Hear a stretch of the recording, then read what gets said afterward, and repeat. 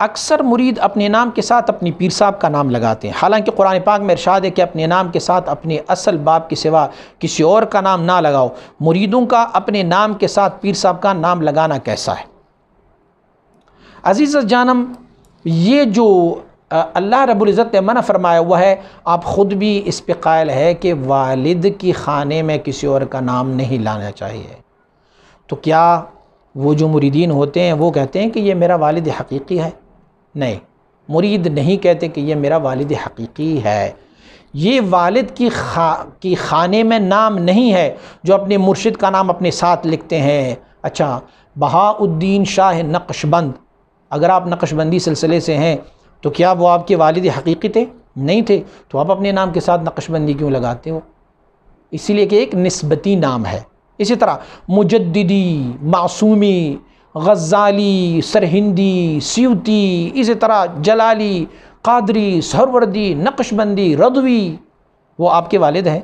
والد تو نہیں ہے نا۔ جب والد نہیں ہے تو یہ ایک نسبتی نام ہے، اور نسبتی نام جو ہے اس میں کوئی حرج نہیں ہے، کیونکہ سب کو معلوم ہے کہ یہ ہے دیوبندی، یہ ہے بریلوی، یہ ہے نقشبندی، یہ ہے قادری۔ یار سیدنا شیخ عبد القادر جیلانی آپ کا باپ ہے؟ کسی کو بھی آپ کہیں گے کہ قادری تو وہ یہ تصور کریں گے کہ یہ نسبتی نام ہے، یہ والد نہیں ہے۔ تو اللہ رب العزت نے جو منع فرمایا ہے وہ نام منع فرمائے ہوئے ہیں جو آپ ان کو حقیقی والد تصور کرتے ہیں، اور جو نام اللہ رب العزت نے منع فرمایا ادعوہم لآبائہم، اللہ رب العزت نے فرمایا اپنی باپوں کی طرف اپنا نسبت کر لیا کرو، یا ان کی نسبت اپنی باپ، ان کے حقیقی باپ کی طرف کر لیا کرو، اس کا ایک ریزن موجود ہے، وہ ہے من بدل نسبہ فقد بدل دینہ، جس نے اپنی نسب کو تبدیل کیا، یعنی اپنی والد کو چھوڑ کے کسی اور کو اپنے والد کے خانے میں ان کا نام درج کیا، یہ ممنوع ہے۔